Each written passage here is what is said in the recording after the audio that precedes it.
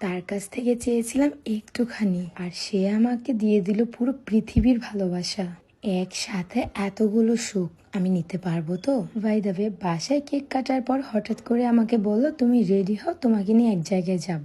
আমি তখন অবাক হয়ে গিয়েছিলাম, বাট এখন তো পুরোই আমি সারপ্রাইজড। আমাকে না বলে বাদশা ভাইয়া, নেহা সবাই আসলো।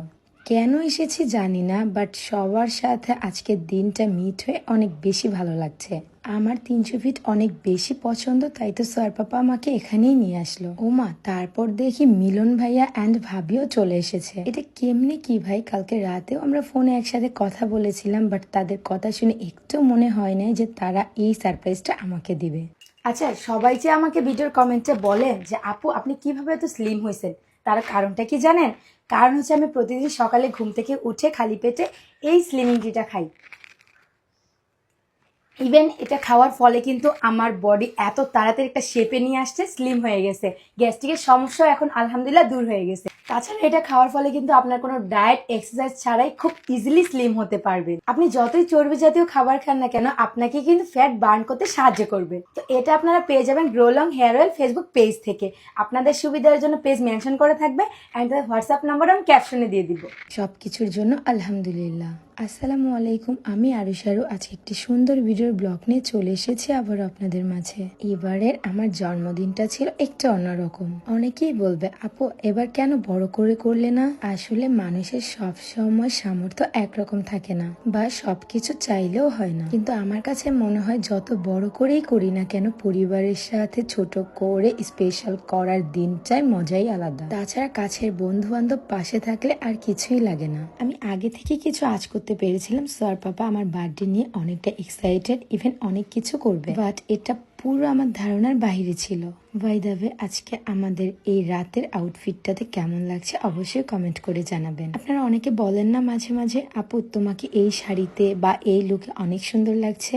আসলে সবকিছু আমি সোয়ার পাপার পছন্দেই পরি।